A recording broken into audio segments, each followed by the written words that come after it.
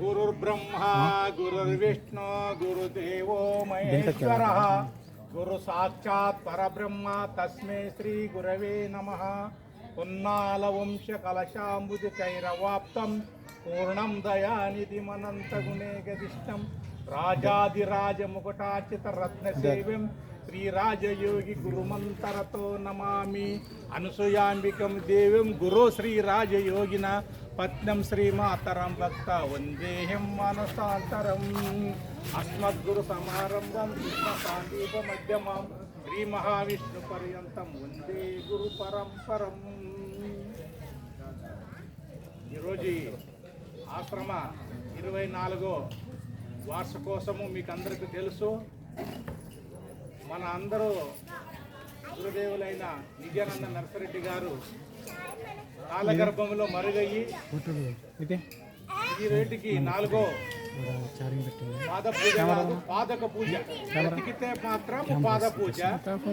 ఆయన గురుగారు లేనప్పుడు పాదక పూజ. అది ఇదేమంటదండి పాదక పూజ. పాద పూజ కాదు, ఆయన ఉంటే అది నిజం లేడు కాబట్టి ఈ పాదక పూజ 4వది చేసినాము. ఉదయము సుప్రభాతం. ఇంకోటి ఏముందంటే మనకి ఈ రోజు చాలా మంది లేరు ఇక్కడ, పెద్దలు కూడా అందరూ లేరు, మనమే ఇక్కడ ఉన్నాం. ఇది రాయచూరు ఒక విశేషం ఉంది దీంట్లో. ఏమి రాయచూరు విశేషము అంటే 50 ఏళ్ళకే లే విశేషం ఉందంటే 41వ దినము సుప్రభాతము సతతముగా అక్కడ పాతాశ్రమలు కానీ ఇక్కడ 24 ఏళ్ళు సతతముగా మన ఇక్కడ 41 దివసం ఎక్కడ చేయరు. మన పీఠంలో కొన్నాళ్ళ రాజయ్య గారి సాంప్రదాయంలో ఒకటే రోజు చేస్తారు. ఆ రోజు నేను పోయినా అన్ని ఆశ్రమాలు చూసిన, ప్రతి ఒక్క ఆశ్రమం నేను చూడ ఆశ్రమం లేదు, ఎక్కడ చేయరు. ఒక్క రాయచూరు ఆశ్రమే విశేషమైంది. తదనంతరము 21 దివసం గడగదోటి చేస్తారు, 21 దివసం కొమ్మనపల్లి చేస్తారు, 21 దివసం దన్నవాడ చేస్తారు. వాళ్ళు ఒక 21 దివసము ఇప్పుడు ఎందుకంటే మన శిష్య ప్రశిక్షలు ఉన్న కాడ ఇక్కడ చేస్తున్నారనమాట. కానీ ఇది ఒక విశేషము. ఈరోజు సుప్రభాతం మొదలు చేసుకొని గురిగీత తర్వాత ఊరేగింపు, నిజానందుల వారి పట్టం ఛాయ పట్టాన్ని మన తీసుకొని వచ్చి కదా ఊరేగింపు. తదనంతరము ఇక్కడ మహాపూజ శ్రీమద్ మీనాక్షి సమేత నిజానంద నరసరెడ్డి గారి పాదక పూజ, వారి గురుదేవులది కూడా లఘు పూజ. తదనంతరం ఇప్పుడు వేదాంత సిద్ధాంత సద్బోధన సభ. ఇది ఎందుకంటే దీంట్లో కథ కాదు మనది, ఇది మనం మాట్లాడేది కథ కాదు, జనన మరణ యథ. ఎందుకంటే నీవు నాకు చెప్పాలంటే కథలు అన్నీ చెప్పుకోవచ్చు, ఇది కథ కాదు, ఇది జనన మరణం ఒక యథ. ఇది ఈ యథమానుటకై మనం గురుపాదం పట్టినాము. ఇప్పుడు రాయచూరులో అన్ని 3-4 లక్షల మంది ఉన్నారు. దుర్లభం మానసిద్దే వివేకం అతి దుర్లభం అని చెప్తారు పెద్దలు. రాయచూరులో ఎంతమంది అంటే మనం ఎంతమంది ఉన్నాం ఇక్కడ వచ్చిన వాళ్ళు రాయచూరులో 7 మంది 8 మంది మనం లేమిడ. నేట వారికి వివేక జ్ఞానం కలిగింది కాబట్టి గురువుని ఎత్తుకుంటూ వచ్చినారనమాట. అటువంటి వాళ్ళకి వివేక జ్ఞానం దుర్లభం మన జన్మం. అంటే ఈ జన్మం ప్రపంచంలో పుట్టిన అందరూ పుణ్యవంతులే, కానీ వాళ్ళు వివేక జ్ఞానం కలగలేదు వాళ్ళకి. మనకి 7-8 మంది మాత్రం ఏమంటే మనం ఉండడం కాబట్టి మనకి సమర్థ గురువుని. ఎటువంటి గురువులు అంటే అందరూ గురువులు కాదు. గురుడు అనేది ఎవరు గురునికి గుర్తదేది. నేనుతో ఉన్న గురుడు పనికిరాడు, నేను లేని గురుని కనుగొనని ముక్తి తెలుపు అంటాడు. నేను లేని గురునికి ముక్తి తెలుపు. అటువంటి గురుని మీరు చేరిన కాబట్టి మీ జన్మ. ఎందుకంటే ఈరోజు నాకు ఒక సంతోషం ఏమైందంటే, నాకి భోజప్పకి రమ అంటే ఆయన గ్రంథము రాసినప్పుడు వీళ్ళు అమలానందాలు అనిపించిన ఆయనకి ఎంబడి ఉండను ట్రైన్లో ఆయన గర్వ చేసుకుంటా, ఆయన దర్శనాలు చేసుకుంటా, ఎక్కడ పోయి ట్రైన్లో పోయినా కూడా వచ్చేటప్పుడు కనిపిస్తాడు. కానీ అతను చేసుకుంటూ ఆయన చేసుకుంటూ వేసినాడు. నాకే ఆయనకి 30 సంవత్సరాలు. ఎందుకంటే 24 ఏళ్ళు ఇక్కడ చేసినాడు కాడు అంతగానో మొదలుగుని ఆయన. ఎందుకంటే అక్కడ తెలుగున పల్లె కాడికి ఇంకా అప్పుడు మన నిజానంద వారు గురువుగారు రాలేదు అప్పుడు, ఇంకా గోదావరికారు రాలేదు. అప్పుడు వాళ్ళు పాడమూల విశేషమాట పాడే కానీ వాళ్ళ విశేషం వచ్చి గురువునే భావిస్తుంటారు. అక్కడ యుద్ధాలు ఇస్తుంటారు. అప్పటికే పరిచయం కాబట్టి ఈరోజు ఈ ఉపన్యాసం చూసి నాకు చాలా సంతోషమైంది. ఇప్పుడు నాలాభ చెప్పినాడు, శాఖట్ చెప్పినాడు, అంతే ప్రశ్నలు చెప్పినాడు, ఇంకో తమ్ముడు చెప్పినాడు, మన అక్కడ తిరికల సిద్ధుకు చెప్పిన. కానీ ఈయన ఎంతని చెప్పగలడు. గంట సమయం పండుగ టైం 3 గంటలు చెప్తుండే 2 గంటలు చెప్పే స్థాయి. ఎందుకంటే విషయము అర్థమైనప్పుడు వస్తు నిశ్చయమైనాక మనకి అర్థం ఏముంటుంది. ఈ వస్తు నిశ్చయమైనాక మనకి అట్ట నిజానందుల వారి పేరు అయిపోతుంది వెలుగు చేస్తాడని నాకు ఒక నమ్మకం ఉంది ఈరోజు. ఇక్కడ మనం కూర్చొని ఆ పేరుని కొంతమంది ఏం చేస్తున్నారంటే తిని నేడుస్తుంటారు అనమాట. అటువంటి గురుద్రోహులు మనం లెక్క పెట్టేది మన అవసరం లేదు. నాతో పాటు గురుద్రోహులు ఎవరు చేస్తారో అటువంటి వాళ్ళు మనకి వాళ్ళు లెక్కలేక వచ్చేయగలరు మనకి. కానీ ఇటువంటి వాళ్ళు మాత్రం మీరల్లా అటువంటి వాళ్ళకు సహకరించాలి మనం. అటువంటి వారిని సహకరించి మన చేసిన పాళెవల పూజ ఘనంగా పూజ చేశారు. నీకు అది చూసి నా భార్య ఇద్దరు బయట అన్నాక ఘనంగా చేశారు. ఎందుకంటే నేను ఉపన్యాసం చెప్పను, ఇప్పుడు చెప్తున్నాను, తర్వాత చెప్పు మీకు విషయం చెప్తున్నాను. ఎందుకంటే ఇటువంటి ఎందుకంటే నన్ను ఉన్నప్పటికీ నన్ను ఆయన గుర్తించాను. ఆ సురేష్ సన్నగా ఉండి అక్కడ ఆశ్రయానికి వచ్చినప్పుడు సన్నగా పూలు చేయడం చెప్తుంటాను సన్నగా. కానీ ఇక్కడ అక్కడ అంటే కానీ నాకు దగ్గర బంధువు అనమాట.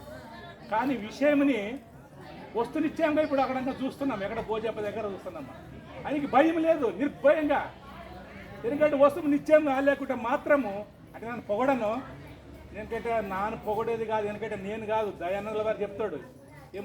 ఏమో మీ కరుణామృతము తెలియదు, ఏమో మీకు నా స్వామి మిమ్ము పొగడ ఆదిశేషిన తరమా, ఆదిశేషిన తరము కాదంట. ఇక్కడ పొగడేది తెగిడేది ఈ బోధలు లేకుండా అన్నట్టు ఉన్నిన సత్యాంతము, ఉన్నిన నిజము. అటువంటి వారి సంతోషము. ఈ సభకి అధ్యక్షాయం వహించిన మాతృమూర్తి మా అక్కగారైన మీనాక్షమ్మ గారి పాదపద్మం సాక్ష్యంగా ద్వాదశి నమస్కారము.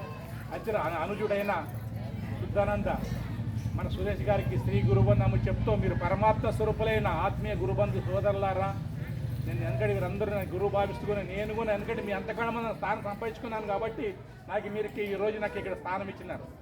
సరే నాను అంతకాలం మంది మీరున్నారు, మీ అంతకాలం మంది నేనున్నాను కాబట్టి ఇది ఊక మనం మాట్లాడేది కాదు, ఇది మాటల వేదాంతం కాదు ఇది. కాబట్టి మీరు ఆలోచన కాబట్టి ఇప్పుడు పరమాత్మకి ప్రత్యేగాత్మకి వ్యత్యాసం ఏమి ఇక్కడ? పరమాత్మకి ప్రత్యేగాత్మకి ఉండే వ్యత్యాసం ఏమి, డిఫరెన్స్ ఏమి?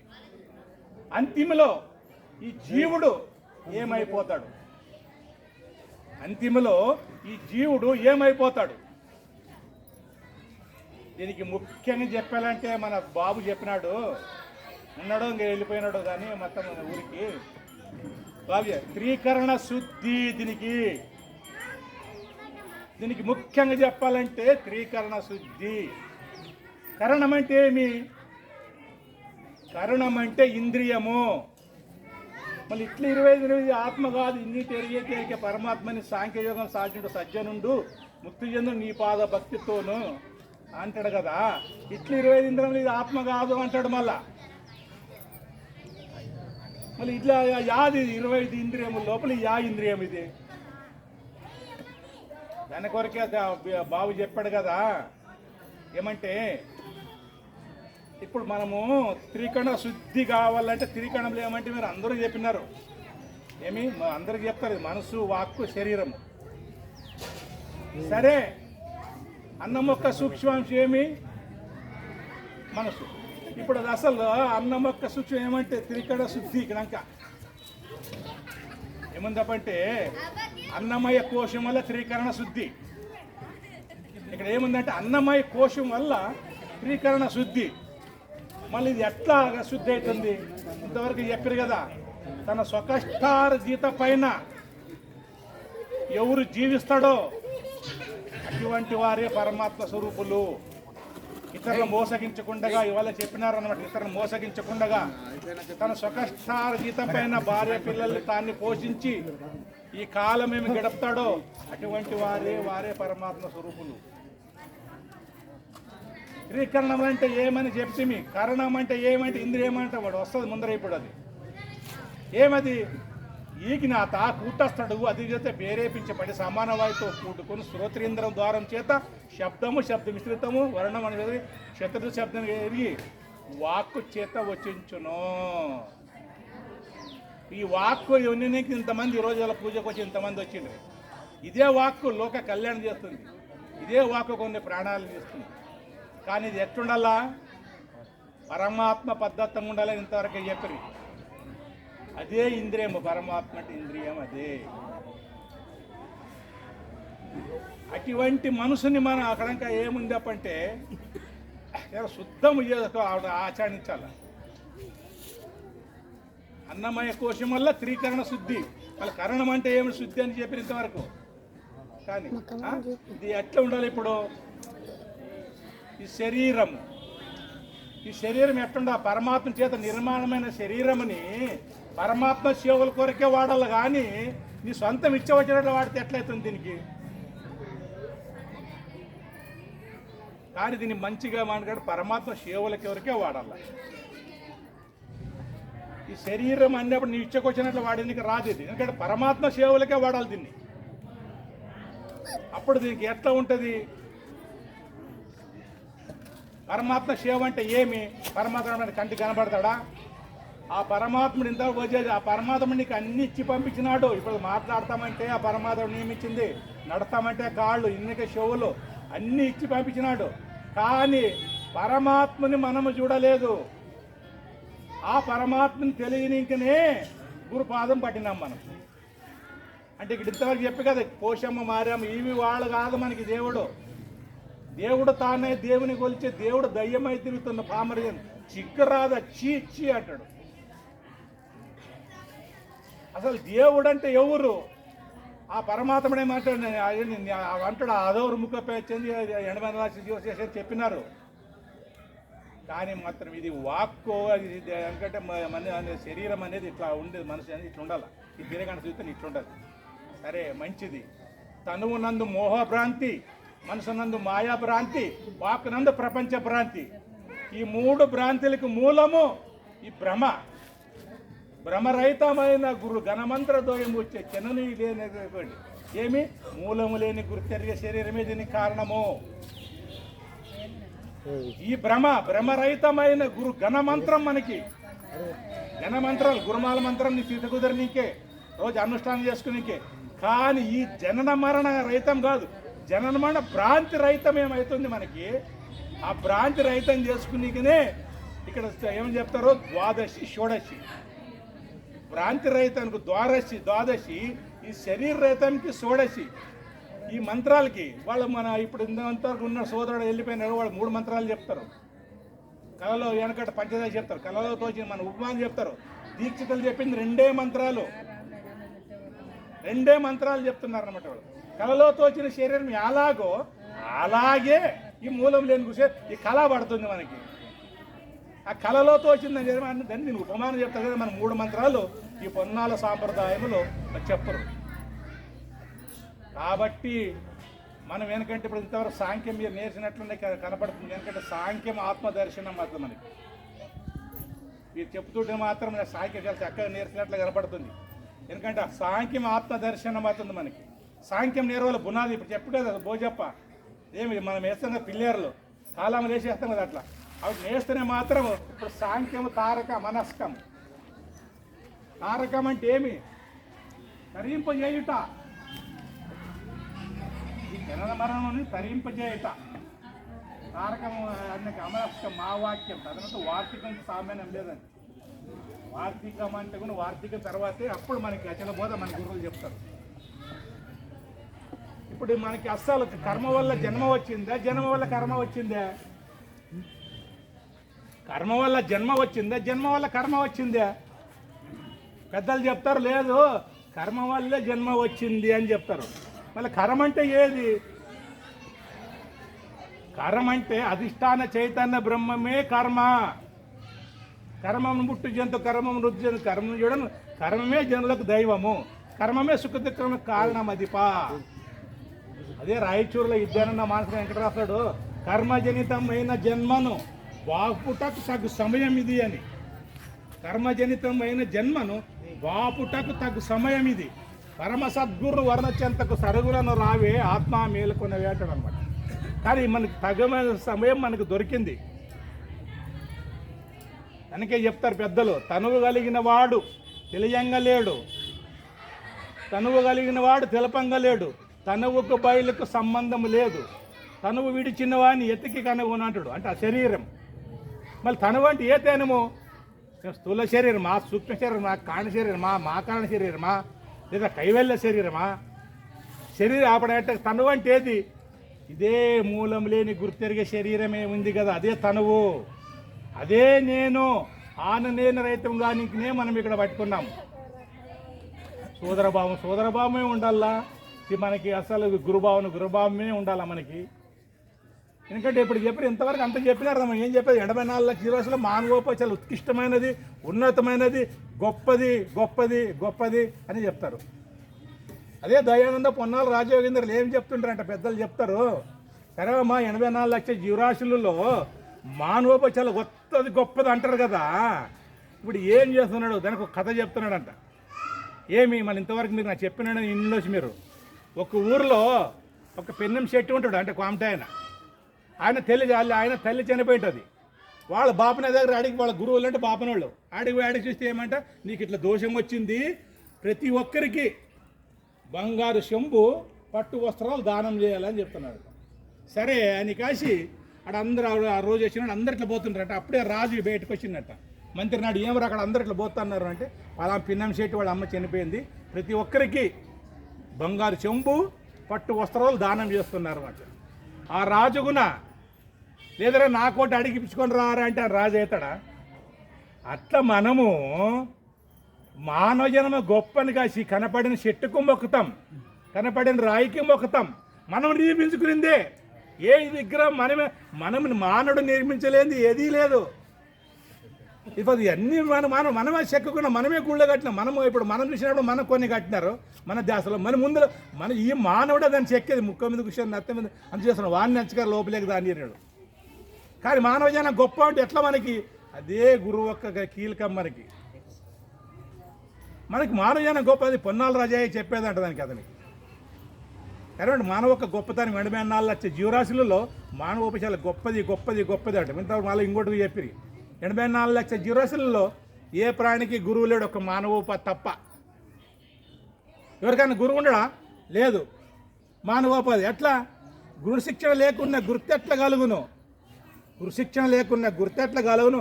అజునుకైనా వాడిని అబ్బకైనా తాళం చావు లేకుండా తలపెట్టలు తెచ్చరా అశ్వదావిరా వినరా వేమ అంటాడు. కానీ మనిషికి, మానవునికి గురువు అంటే అవసరము. అది ఎటువంటి గురువు? గురువులు ఉండరు మనకి. ఏదోటి మనం తెలుసుకోవాలా మనం. ఎందుకంటే తెలియలేని వాళ్ళు ఇప్పుడు మన ఇక్కడ పెద్దలు అక్కడ ఉంటారు కదా, నియమించిన ఇక్కడ బోధాధికారులని, తర్వాత తెలిసిన వాళ్ళ దగ్గర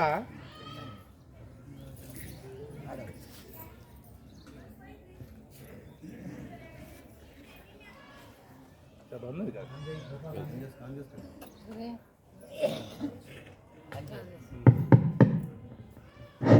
కరెంటు ఇప్పుడు వచ్చింది, ఇంక మంది కూడా అయిపోతుంటారు. కాబట్టి ఎందుకంటే మనము చాలా మానవ జన్మ గొప్పది గొప్పది అంటాం కదా. గురు శిక్షణ లేకున్నా గుర్తెట్టగలుగును, అజునుకైనా వాడిని అబ్బకైనా తాళం చావు లేకున్నా తలపెట్టలు తీరుతారు విశ్వదా వినరు. అజుడంటే ఎవరు? అజుడంటే ఆ బ్రహ్మదేవుడు. వాడు అబ్బకున్న కాదంట గురువు లేకుంటే. కానీ ఇంతవరకు నేను చెప్తే అష్ట గురువులు ఉండరు. అష్ట గురువులకు అతీతమే అచల గురువు. అన్ని గురువులు నిన్ను నిలుపుతారు, కానీ నిన్ను తీసేసే గురువులు ఎవరు లేరు ఇక్కడ, ఒక్క అచల గురువు తప్ప. అన్ని గురువులు నిన్ను నిలుపుతారు. నిన్ను తీసేసేదే నిజ ప్రబోధ అని. మనకి నిజ ప్రబోధ అన్నమాట. అన్ని బోధలు నిన్ను నిలుపుతావి, కానీ నిన్ను తీసేసేదే నిజ ప్రబోధ. ఇక్కడ నేను సర్వం నేను అంటాం. నాది ఇది, నాది అది, నాది యాది నీది. ఇలా అంతకి పెద్దలు చెప్తారు, అసలు నీవు పుట్టనే లేదరా అని చెప్తారు. మళ్ళీ పుడితే సస్తే పుడతావు, కానీ లేదా పుట్టాడు కళ. ఏదిరా ఈ జనన మరణము, ఏదిరా ఈ జనన మరణము, నిజబోధ గనిన లేదురా ఈ మోక్ష నరకము. ఏదిరా ఈ జనన మరణము, లేదురా పరిపూర్ణ మందున ఏదశాస్త్ర అభ్యాసులని మతవాదములు ఇడునాడు వారికి. ఏదిరా ఈ జనన మరణము, నిజబోధ గనిన లేదు. ఇంతవరకు ఒక మన నరసప్ప చెప్పే మోక్షం అని. ఇతను ఏమంటాడు? మోక్షం వద్దు, నరకం వద్దు అంటాడు. ఇప్పుడు మోక్షం కావాలన్నా నేనుండాలా, నరకం కావాలన్నా నేనుండాలా. నేనే లేను అన్నప్పుడు మోక్షం ఎవరికి, నరకం ఎవరికి? మళ్ళీ ముందర తానే చెప్తాడు, తాను వచ్చిన చోటు తెలియదు, తన తోట సర్వం తరలిపోయే పాట తెలియదు, లేనిపోని స్వప్నమందున ఏనుగులు గుర్రాలు రథములు సైనలు సైనాధిపతులు అయోనమైన సంభవమైన తన ఇది. ఎందుకంటే మీకు ఇంకొక విషయం చెప్పాలా, మీకు చెప్పింటారు కనుక ఈ విషయము. మేము జూలపల్లికి పోయిటమి, మా లాలు అనుష్ఠానంగా వారికి గ్రూపులో అనుష్ఠానం చేసి నానంటే ఆ రోజు ఫోన్ చేసి చెప్తే లాలకి పులి కడపలో పులే పుడుతుందని చెప్పి ఇంత మెచ్చుకున్న చాలా మంది ఫోన్ చేసిరి. మా రాయచూర్ అని పేరు వేసి మాసాపత్రిక ఫస్ట్గా రాయచూర్ అని ఇక్కడ వేసారు. నన్ను పొగడా, ఎందుకంటే ఆయన అన్ని తత్వాలు వాడుతున్నాడు అని ఆయన ఈ విషయం చెప్పాలి అంటే. కానీ ఆయనకి చెప్పే వాళ్ళు స్టేజ్ ఫీలింగ్ ఉందో నాకేం తెలియదు, ఎందుకు చెప్పడో నాకు అర్థం కాదు నాకు. ఎందుకంటే 2 నిమిషాలు ఎప్పుడని చూడు 5 నిమిషాలు తీసుకున్నాడు, 2 నిమిషాలు కూడా ఒక అర్ధ గంట అని చెప్పాడు. కానీ అన్నీ తెలుస్తుంది. కానీ ఆ రోజు అనుష్ఠానం చూసి చాలా మోహన్ కానీ మంచిర్యాల మోహన్ వాళ్ళు అందరూ కలిసి శభాష ఇట్లా అని మాకు అందరి ముందు చెప్పి అది అయ్యా అనేది చాలా మంచిగా ఉంటుంది. కానీ ఆ రోజు మనం ఒక నర్సరెడ్డి గారి పేరుని ఎగజల్లి వచ్చేది అక్కడంక. నానంటే అప్పుడు ఫోన్ చేసి ఆ వ్యక్తి రూపకంగా కట్టి పులి గడపలో పులే పుడుతుంది కానీ ఇక్కడ పిల్లి పుట్టదు మరి. అటువంటి ఎందుకంటే తనకు అనుభవము, వాళ్ళ యొక్క అనుభవం, వాళ్ళ శ్రద్ధ, గురుభక్తి, గురుసేవ, గురునిష్ట. ఈ గురుభక్తి గురుసేవ నిష్ట కానీ ఇంకా ఎక్కువ ఉంది ఏముందంటే ఏమిలే మనం అంటే మీరు ఇంత ఉపన్యాసాలు మేము చెప్తాము. మా ఆశ నడలేవు నన్ను అందరూ చూస్తారు. ఇక్కడ రైచూర్లో ఉన్నాడు నా నడక ఇతరేమో పడు నింబడి ఇంత పెద్ద పెద్దగా చెప్తాడు. ఇతను ఆషాఢ ఎట్లుందో ఒక్కరైనా కనపడతారు నన్ను.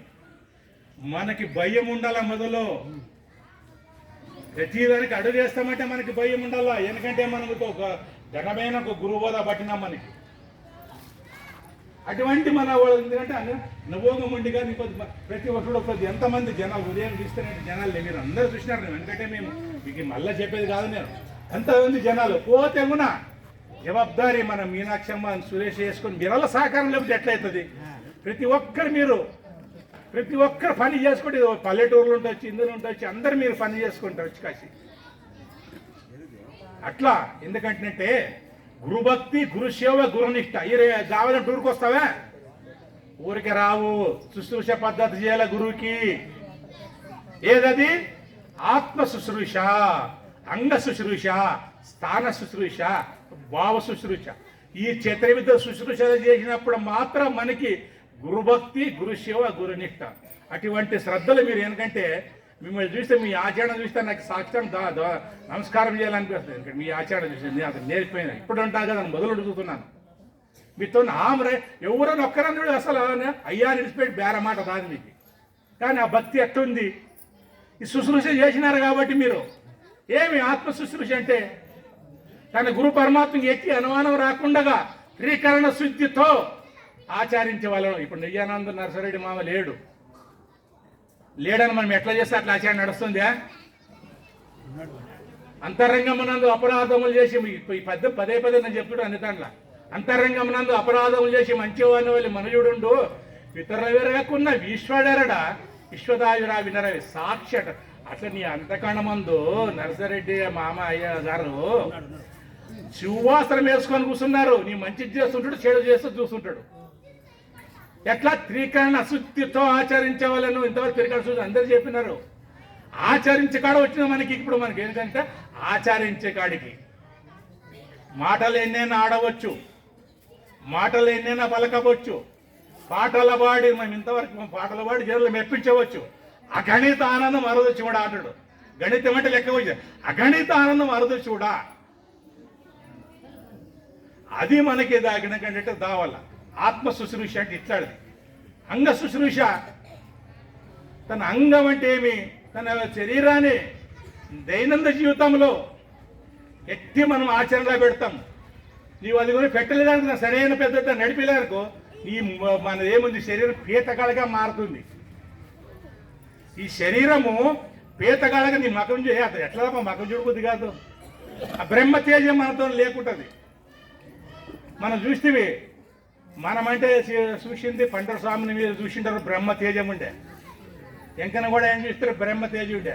నరసరెడ్డి అయ్య గారు చూస్తే బ్రహ్మ తేజం. చనిపోయేటప్పుడు వాళ్ళు ఎట్లుండ్రి వాళ్ళ మకాల మీద ఏమన్నా మీరు సాక్షి ఉంటారు ఇక్కడ. ఎందుకంటే నేను చెప్పేది ఇక్కడ అబద్ధం చెప్పలేను అక్కడ సాక్షి ఉండరు.